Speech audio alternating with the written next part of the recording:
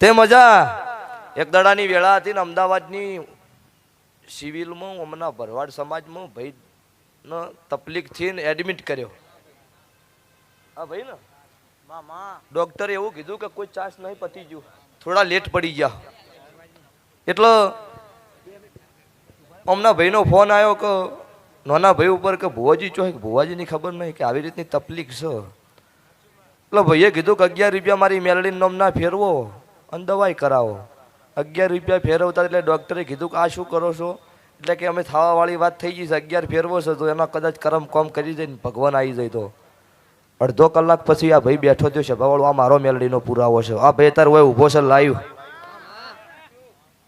ડૉક્ટરે એવું કીધું કે જે કોઈ માતા હોય પૈસા 25 રૂપિયા મારા નારિયેળના લઈ જાઓ, એ મેલડીનું નારિયેળ મારા વતી કરજો. બાદીભાઈ સાચું? તમારા જીસીબી નું મુહૂર્ત મેં કાળુની માતાએ કર્યું છે. દુનિયા અડદ લેબુ નોખાઈ એના પાછા ઘેર ના નોખું મારું રાવળની માતાનું. આવતી દિવાળી આવશે એટલે બીજાનું મુહૂર્ત ના કરું મારું રાવળની માતાનું વેણ છે.